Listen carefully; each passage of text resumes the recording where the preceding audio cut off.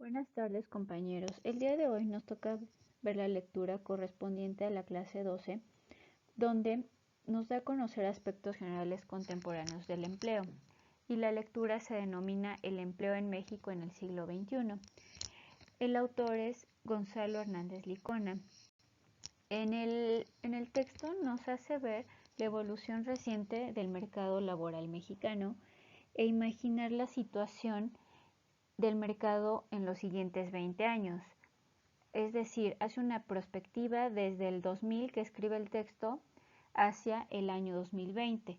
y también nos da una serie de recomendaciones para poder tener en México un mercado laboral que cumpla con las condiciones que todos esperamos. Es decir, que haya mayores oportunidades de empleo con remuneraciones crecientes.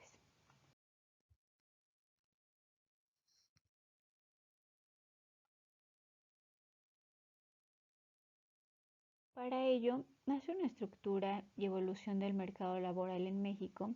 donde él muestra el crecimiento tanto de la población como de las tasas de participación laboral y la localización geográfica y participación laboral. Él lo que hace es explicar de manera detallada con gráficas. Para ello, el autor nos muestra cómo se ha dado el crecimiento de la fuerza laboral por medio de gráficas. Primero, es importante dejar claro qué significa la población económicamente activa, la PEA. Es la población que integra todas las personas de 12 o más años que realizaron algún tipo de actividad económica o que buscaron activamente hacerlo en los 2 meses previos a la semana de levantamiento de la PEA. Esta se clasifica en población ocupada y población desocupada abierta o desocupados activos. Y es por ello que el autor nos muestra con cuadros, como podemos ver en el cuadro 1, cómo desde 1950 hasta 1970 el crecimiento promedio anual de la población fue de 3.1%, mientras que la PEA creció 2.3%. Las tasas altas en este periodo se redujeron en años posteriores, ya que de 1970 a 1990 el crecimiento de la población fue de 2.6%, mientras que el de la fuerza laboral fue de 4.2%, como podemos ver en el cuadro 1. Y de 1991 a 1997, el crecimiento anual promedio de la población bajó sustancialmente, a 2%, de acuerdo a la Encuesta Nacional del Empleo, pero el correspondiente a la PEA en ese periodo fue de 3.5%. La razón más importante del crecimiento de la fuerza laboral entre 1950 y 1990 y luego de la reducción de ese año, es decir, que el crecimiento de la PEA tiene un rezago respecto al de la población en edad de trabajar, que en el caso de México son los mayores de 11 años, como ya lo mencioné, y todo se ve reflejado aquí en el cuadro 1. En el cuadro 2 nos muestra cómo las tasas de participación han sido uno de los fenómenos más importantes a nivel mundial, pues se ve reflejado cómo se da el crecimiento sustancial de la participación laboral femenina. En 1997, la tasa neta de participación laboral de las mujeres fue de 36.8% en México, mientras que tan solo en 1950 era de 13.1%. Este crecimiento, sin embargo, no fue suficiente para compensar la reducción que sufrió la participación laboral masculina entre 1950 y 1979, ya que pasó de 82.2% a 71.3%. Es decir, la tasa de participación total cayó en esos años de 49.5% a 45.7%, como podemos apreciar en el cuadro 2. La reducción de esta participación masculina estuvo concentrada principalmente en jóvenes y ancianos, mientras que todos los grupos de mujeres, exceptuando a las mayores de 65 años, esperaban aumentos en su participación laboral. Es posible que esta reducción en la participación de hombres de edad avanzada se haya debido principalmente a que llegaban a la edad de retiro, y de igual forma el incremento de la participación escolar en esos años es la principal causa de la reducción de la PEA en los hombres jóvenes. Es por ello que a partir de 1980 la tasa de participación masculina comenzó nuevamente a incrementarse hasta 1993. El autor menciona que es muy probable que se haya debido a la crisis económica de los años 80, ya que esta situación pudo haber forzado a las familias a redoblar el esfuerzo laboral y por tanto hayan incrementado esta tasa de participación, ya sea tanto en hombres como en mujeres. Como ya lo mencioné en el cuadro anteriormente, la población femenina elevó sus tasas de participación. Estas tasas de participación se debieron mucho a que la urbanización fue creciendo y las localidades, por lo tanto, demandaban servicios que ellas podían proporcionar, mientras que la participación masculina no cambiaba con el tamaño del municipio. Es decir, la participación femenina es mayor mientras mayor era el tamaño del municipio. En ciudades urbanizadas había un gran porcentaje de mujeres trabajando debido a que las primeras presentaban mayor oportunidad de trabajos que eran enfocados en servicios y de oficina, ya que en estas áreas comúnmente participan mujeres. Por esta razón también hubo una diferencia regional importante a nivel nacional en cuanto a la participación de mujeres en la fuerza laboral. La industria maquiladora en este aspecto jugó un papel importante en ese empleo regional, específicamente en el norte del país, ya que desde el año 1973 a 1990 hubo un incremento del 591% en el número de empresas maquiladoras en México, así como un incremento de 687.3% en el número de empleos que proporcionaba este sector. Aún después de la crisis económica de 1994, el crecimiento en este sector fue claramente mayor al del promedio de empleo en cualquier otro rubro en el país. La mayoría de los obreros en las maquiladoras eran mujeres, ya que en 1974 había 45.3 miles de mujeres y 12.6 miles de hombres como obreros en las empresas maquiladoras, y en 1994 cerca del 60% de los obreros eran las mujeres,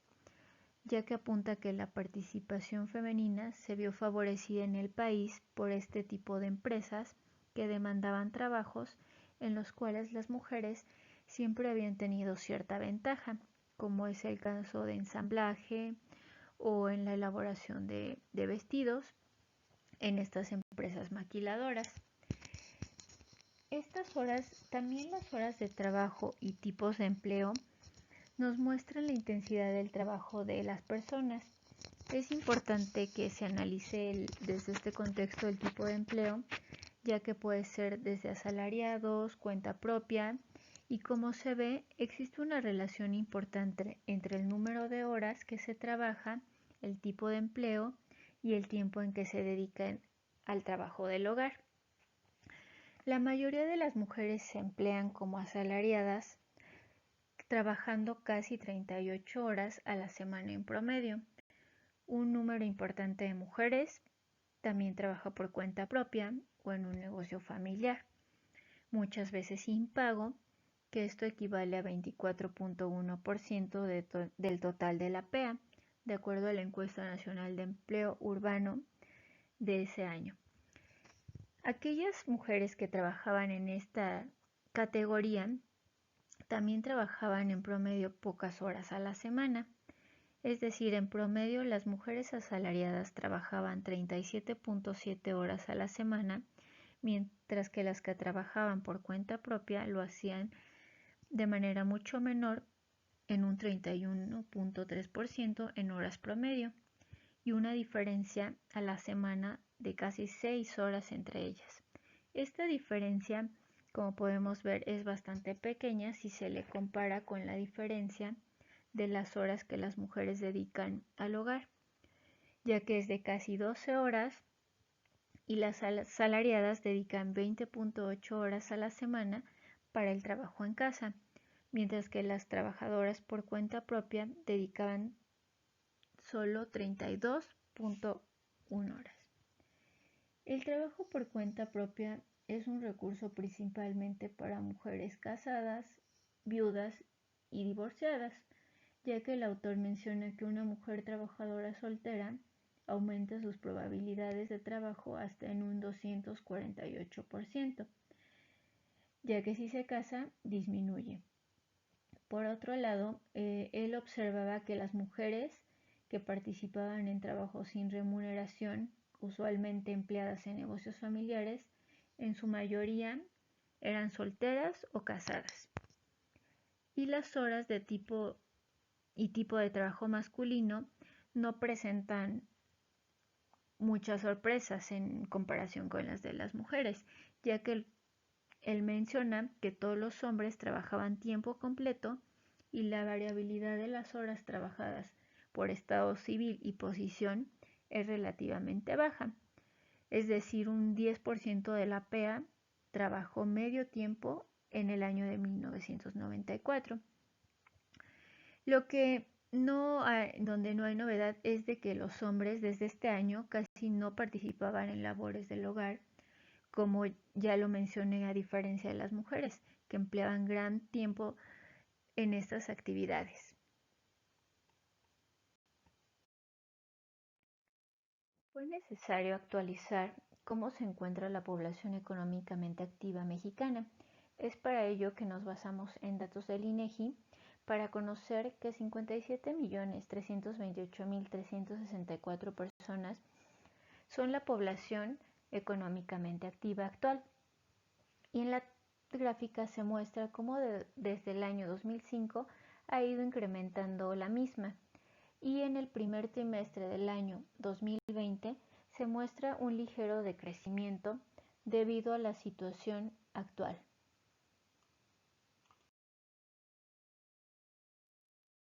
En la siguiente tabla nos muestra los indicadores básicos para medir la PEA, ya sea de hombres y mujeres, dividido en indicadores de tasas de participación. Y es decir, en 2019, 78 de cada 100 hombres y 44 de cada 100 mujeres participaron en actividades económicas. Pero a pesar de que hay incremento en la fuerza laboral femenina, en estas últimas décadas, la participación femenina en el trabajo remunerado sigue siendo muy por debajo de la participación masculina, debido a muchos factores como la discriminación en las prácticas de contratación, la remuneración, la movilidad y ascenso, condiciones de trabajo inflexibles, la insuficiencia de servicios tales como los de guardería, así como una distribución inadecuada de las tareas en el hogar, entre otros.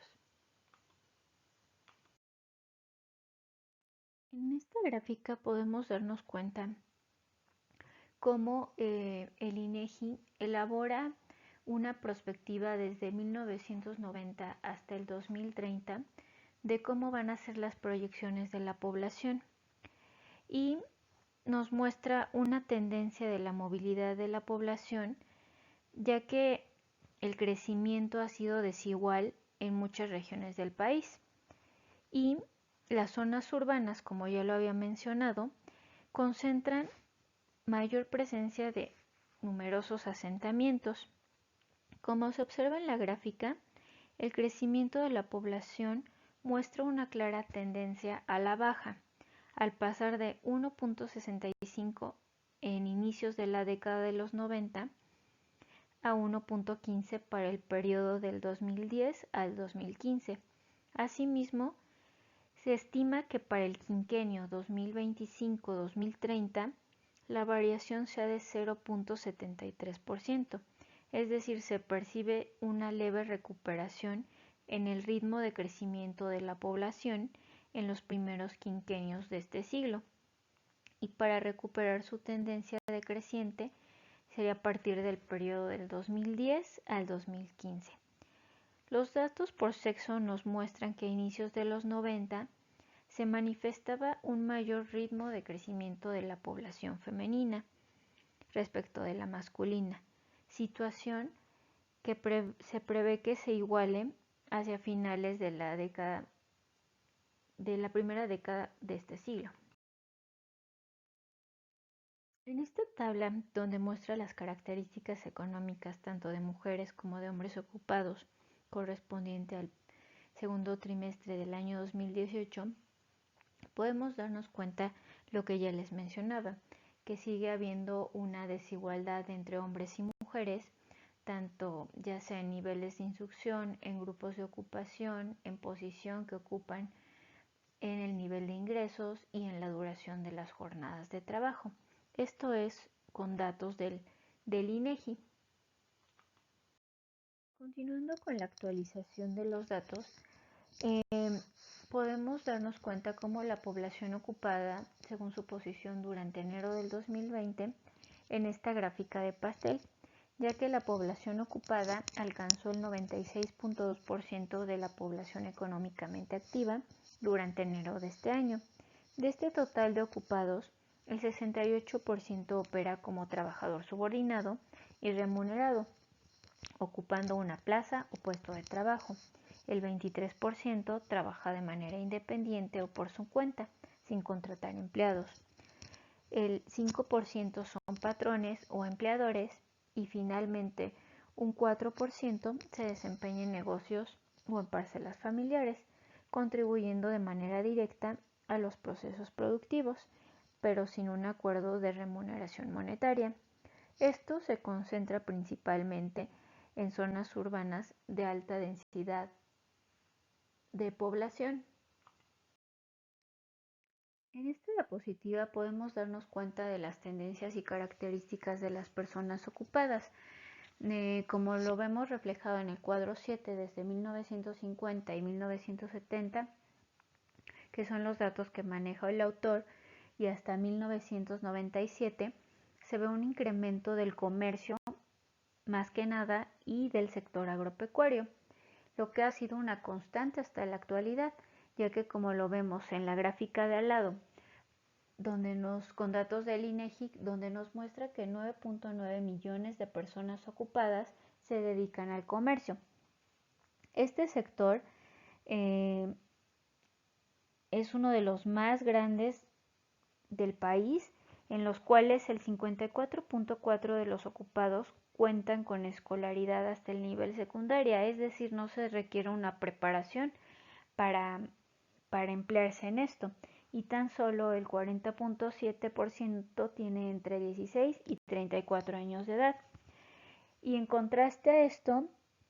el menor número de ocupados,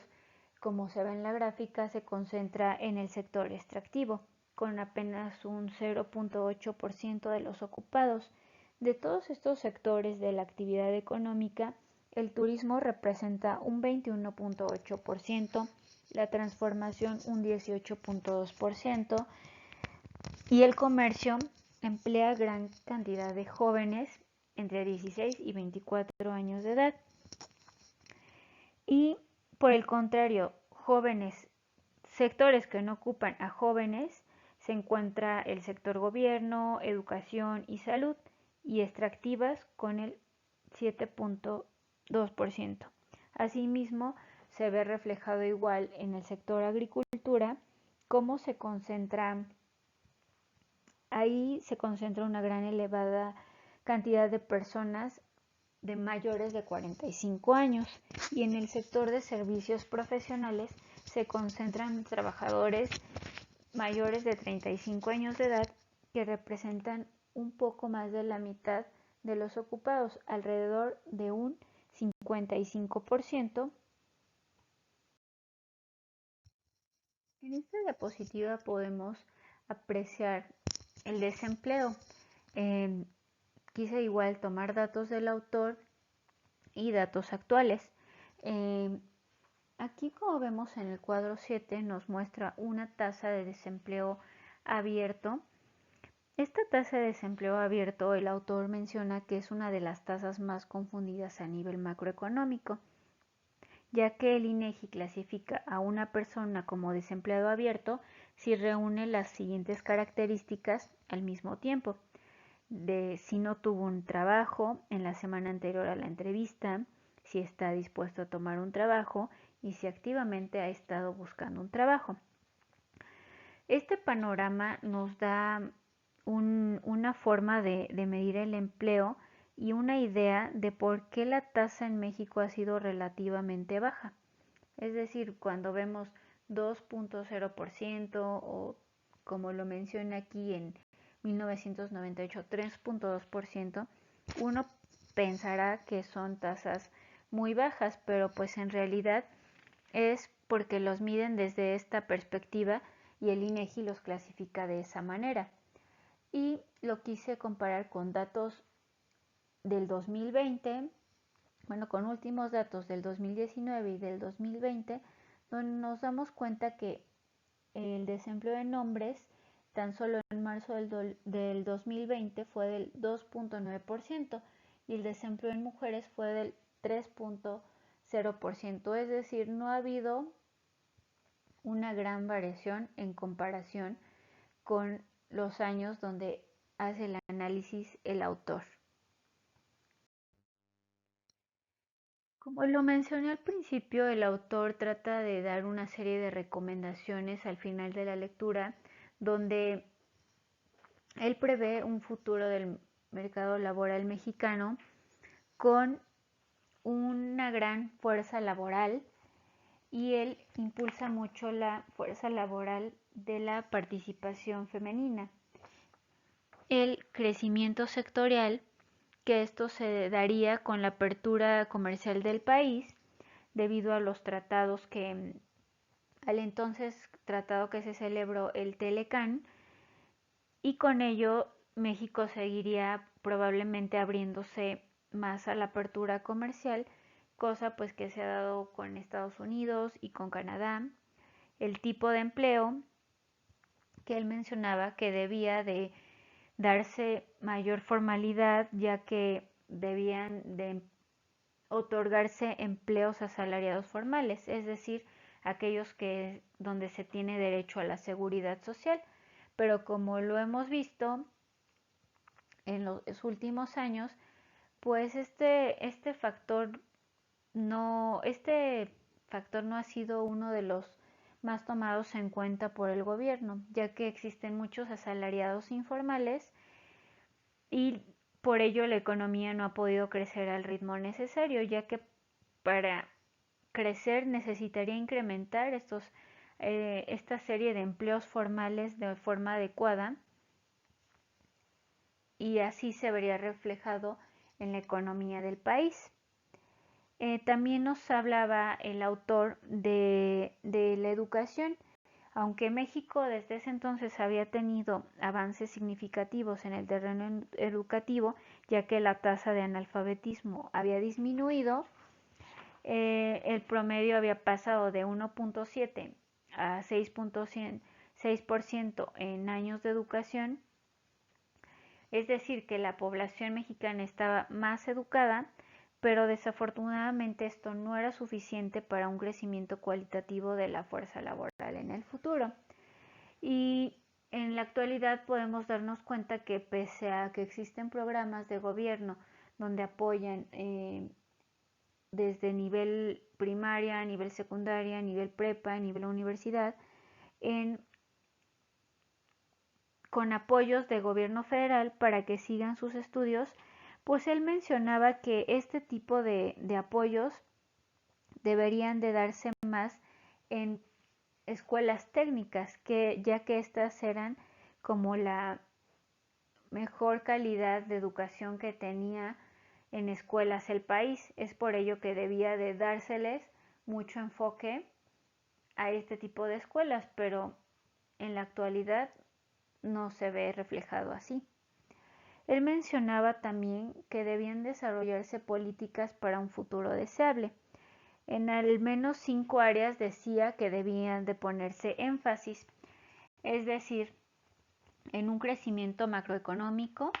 que se viera reflejado con políticas acertadas y certidumbre macroeconómica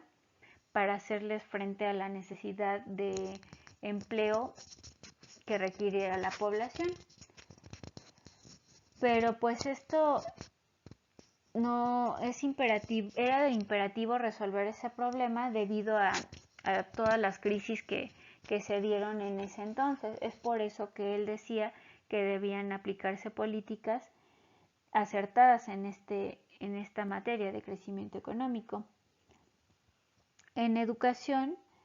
pues nos damos cuenta que aunque México ha tenido mano de obra barata, también ha encarecido muchas veces una productividad adecuada. Esto es por no destinar recursos a la ampliación de la oferta educativa para mejorar la calidad de la misma y promover programas que se dediquen a ajustar características en las personas para que tengan capacitación suficiente e incentivos y así poder producir México lo necesario. Asimismo, decía que el gobierno debía hacer estudios de rentabilidad social, desde ciclos educativos, incluyendo, como ya lo mencioné, los programas técnicos, ya que era ahí donde había falta de recursos y debía de darse apoyo a este tipo de escuelas técnicas. Mencionaba que se debía de dar programas de alivio a la pobreza y pues ya nos damos cuenta con este actual gobierno cómo se ha dedicado a otorgar becas, a otorgar apoyos a adultos mayores, a desempleados para el sostener el país, para que tengan de verdad un ingreso y con esto se dé alivio a la pobreza en la que viven. El trabajo femenino, el autor lo impulsa mucho, ya que él lo ve como un fenómeno importante e irreversible, como lo es la participación femenina en el mercado laboral, ya sea en empresas, en el gobierno, que debía de legislarse en contra de la discriminación laboral femenina. Y como en la actualidad lo vemos, pues si bien es cierto que las mujeres tenemos ya mucho más participación, aún no se ve reflejado de la manera como quisiéramos, porque en muchas ocasiones, como lo mencioné a lo largo de la exposición, sigue habiendo discriminación en muchos aspectos. Y él también hablaba de cambios institucionales. Cambios institucionales se refería a que se debían de realizar leyes que de verdad protegieran al trabajador y forzar a las empresas a que se dieran un poco para que no dejaran desprotegido al trabajador y así se podía flexibilizar el mercado laboral formal. Esto lo hemos visto con las últimas reformas laborales que con este último gobierno que tenemos en la actualidad se dio una reforma laboral importante que fue la publicada en el 1 de mayo del 2019, donde se modifican en gran porcentaje las disposiciones de interés para la economía del país y en especial de los trabajadores, sindicatos y empresas. En esta última reforma se establecieron normas que rigen el derecho individual del trabajo, el derecho colectivo y una gran reforma procesal donde se cambia, ya interviene el Poder Judicial en todos estos asuntos, cuando antes solo existían las juntas locales o las juntas federales de arbitraje. Esta reforma se dio debido a las exigencias derivadas del anexo 23A del anterior Tratado Libre de Comercio, ya que se puede considerar que esta es una reforma avanzada, pero se dio básicamente por presiones de este tratado. Y aún no se ha concretado esta transición de los juzgados que ya laborales que pertenezcan al Poder Judicial. Entonces, nos, nos queda mucho por continuar y por luchar en todos estos aspectos, ya que no se ha dado el crecimiento macroeconómico esperado y mucho menos con la actualidad que se vive en estos últimos meses en México, ya que el autor menciona que México necesita gobiernos y personas comprometidas de verdad con ese cambio, que de verdad lleven a cabo transformaciones institucionales y reformas sociales, no porque se vea presionado México a través de tratados, sino porque de verdad quieran hacerlos esas personas, que haya interés de los gobernantes, porque el autor menciona que de no hacerlos a tiempo, el país navegaría nuevamente en el siglo XXI con los mismos problemas del texto, ¿no? de ese entonces, y en lugar de ser un adelanto, sería un retroceso.